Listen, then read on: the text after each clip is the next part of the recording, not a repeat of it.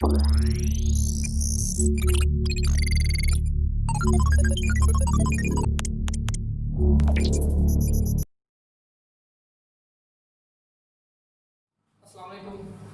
Last lecture में हमने देखा था कि हमारे पास जो HDLC प्रोटोकॉल है उसकी क्या क्या क्वालिटीज़ थी और वो किस तरह से काम करता था। अब हम जो हमारा नेक्स्ट टॉपिक है वो है जी पॉइंट टू पॉइंट प्रोटोकॉल, और ये हमने देखना है कि इस तरह की क्या क्या क्वालिटीज़ हैं और ये इसकी वर्किंग जो है वो कैसे होती है। ठीक है, और जिस तरह से बिल्कुल HDLC जो हमारा था वो डाटा लिंक लेयर के ऊपर काम करता था, बिल्कुल पॉइंट टू पॉइंट प्रोटोकॉल जो है वो भी उसी लिंक लेयर के ऊपर काम करता है, डाटा लिंक लेयर के ऊपर। तो अब हमने जो इसकी कुछ क्वालिटीज़ लिखी हैं फिर उनको हम डिस्कस करते हैं। डिस्कस करने के बाद जो हम इसकी वर्किंग के ऊपर चलते हैं। ठीक है, तो इन दोनों के अंदर इतना खास डिफरेंस नहीं है। डिफरेंस जो मेजर डिफरेंस है वो ये था कि इसके अंदर एक इनकैप्सुलेशन और आ जाती है, और इसके अंदर नंबर 2 जो है ये कंपैटिबिलिटी का जो इशू था उसके अंदर इसमें इशू जो है वो रिजॉल्व है। वो ये सिर्फ पॉइंट टू पॉइंट है, तो इसका मतलब है कि इसके अंदर कंपैटिबिलिटी आप इन सिस्को के अलावा किसी भी डिवाइस के साथ कर सकते हैं। तो हम इसकी टाइप लिखते हैं जी, एज कम्पेयर टू HDLC को हमारे पास बिट ओरिएंटेड था, तो ये हमारे पास जो है ये बाइट ओरिएंटेड है। बाइट से मुराद मैंने लास्ट में बताया था कि जो आपके पास एक बाइट होता है वो इक्वल टू होता है 8 बिट्स के। जो हमारे पास HDLC था वो 1 बिट को ट्रांसफर करता था और ये 1 बाइट को करता है। ठीक है, यानी कि 8 बिट्स को ये ट्रांसफर करता है। अब तो चूंकि हमारे पास ये एक बाइट नहीं बिट है हमारे पास, एक बाइट। अब उसके बाद हमने कहा था ये यूज्ड इन, हमने देखा था जो HDLC था वो सिंक्रोनिक्स था। ठीक है, मतलब वो सेंड कर सकता था एक ही टाइम पे एक, लेकिन ये क्या होता है हमारे पास एसिंक्रोनस होता है। तो अपना वो लास्ट लेक्चर जो हमने किया था उसको जरा माइंड में लाएं और ये देखें कि जो एसिंक्रोनस मोड था वो क्या मोड था। ये एसिंक्रोनस मोड वो होता है जो आपका बोथ एंड्स पे काम कर रहा होता है सेम टू सेम, मतलब सेंडिंग और receiving at the same time. तो आपके पास सेम टाइम पे सेंडिंग भी और रिसीविंग भी। अब ऑथेंटिकेशन की बात करते हैं। ठीक है जी, HDLC में सेम डिवाइसेस थी तो उसके अंदर किसी किस्म की ऑथेंटिकेशन की जरूरत नहीं थी। जो पॉइंट टू पॉइंट कनेक्शन होता है, ठीक है, इसके अंदर ऑथेंटिकेशन की जरूरत होती है। ठीक है, तो यहाँ पे जो हमारे पास ऑथेंटिकेशन है वो क्या होगी, रिक्वायर्ड होगी। ठीक है, लेकिन जो HDLC में था वो हमें उसकी जरूरत नहीं थी। अब डायनामिक एड्रेसिंग, हमने क्या कहा था, जो हमारे पास जो HDLC है उसके अंदर हमारे पास कोई फ्री IP पड़े नहीं होते कि जिसकी वजह से हम उनको उठा के जो है वो किसी भी जगह से कोई भी IP जो है उसको दे दें। लेकिन जब हमारे पास पॉइंट टू पॉइंट IP होता है इसके अंदर हमारे पास जो डायनामिक IPs हैं वो फ्री पड़े होते हैं। ठीक है, जिसको हम क्या कर सकते हैं, डायनामिकली कोई भी IP उठा के रैंडमली इसको दे सकते हैं जिसको हमने असाइन करना होता है। अच्छा जी, बात कर रहे थे हम इम्प्लीमेंटेड के अंदर। हम स्टार्ट में चूंकि इसका नाम जो है वो पॉइंट टू पॉइंट है तो इसका मतलब ये होगा ये मल्टी पॉइंट को सपोर्ट ही नहीं कर सकता। तो डायरेक्टली हम इसको क्या लिख देंगे कि ये पॉइंट टू पॉइंट को ही इम्प्लीमेंट किया जा सकता है, इम्प्लीमेंट और just point two point. Compatibility की इशू करें तो इसने क्या किया था, नो कंपैटिबिलिटी इशू।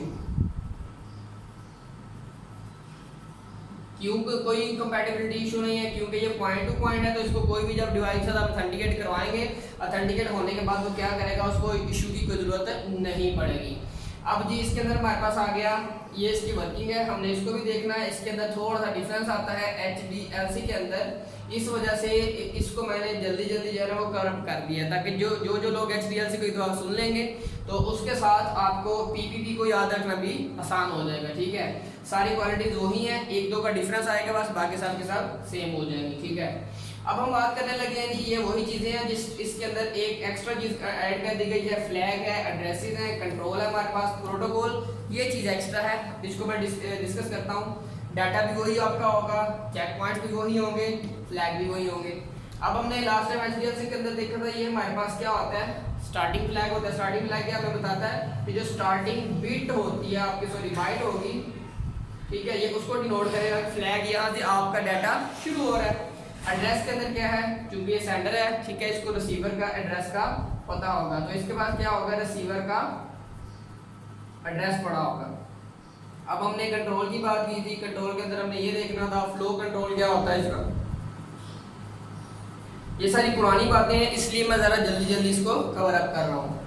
अच्छा जी, अब प्रोटोकॉल, इसके अंदर एक चीज अलग से आती है कि इसने प्रोटोकॉल जो है ना उसको कंट्रोल करना होता है, तो इसके अंदर एक जो है वो NCP नेटवर्क कंट्रोल प्रोटोकॉल जो होता है वो इसको उठाता है और यहाँ पे जाके एडजस्ट करता है। ठीक है जी, मैं यहाँ पे मेंशन कर देता हूँ नेटवर्क कंट्रोल प्रोटोकॉल। अब क्या करता है नेटवर्क कंट्रोल प्रोटोकॉल, इसके अंदर जाके एडजस्ट किया जाता है जो इसके अंदर एक एक्स्ट्रा चीज है जो इसको इनकैप्सुलेशन करने के लिए इस्तेमाल करता है, इनकैप्सुलेट करता है, डाटा को हाइड करता है और इसको बचाता है डिफरेंट कैटेगरी से। ठीक है जी। अब यहाँ पे आपका डाटा आ जाएगा जो कि 1 बाइट होगा, जहाँ पे हमने मेंशन किया कि 1 बाइट है, उसके अंदर 8 बिट्स पड़ी हुई हैं। चेकसम हमने लास्ट टाइम डिस्कस किया कि चेकसम क्या करता है, सीक्वेंस को चेक करता है कि सीक्वेंस के अंदर जो आपके पास फ्लैग है स्टार्टिंग, उसके बाद आपका जो एड्रेस आता है, आपका जो फ्लो कंट्रोल है, एनसीपी आता है, डाटा आता है, क्या ये सारी की सारी एक सीक्वेंस के अंदर मौजूद हैं। अगर तो सारी की सारी चीज़ें एक सीक्वेंस में मौजूद हैं तो फिर वो क्या करता है चेकसम अपने बाद फ्लैग को लगा देता है जो कि हमारे पास क्या होता है एंड ऑफ बीट होता है। ठीक है जी, एंड ऑफ बाइट सॉरी, कि यहाँ पे आगे जो आपका डाटा है वो एंड हो गया है। ठीक है, एग्जांपल के तौर पर मैंने लास्ट टाइम भी बता दिया था, यहाँ भी बता देता हूँ कि फॉर एग्जांपल अगर मैं फ्लैग की बात करता हूँ तो 0, ठीक हो गया जी, ये स्टार्टिंग है तो इसी के भी एंड पे दोनों पे सेम देख लेंगे, ये बता देगा।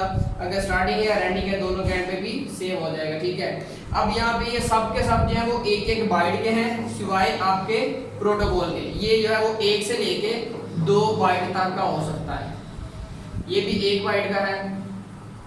जो एड्रेस है ये भी 1 बाइट का ही ओरिजिनली होता है।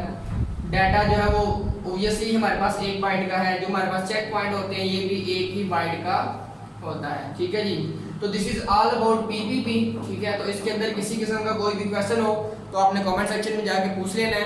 तब तक मिलते हैं, अल्लाह हाफ़िज़।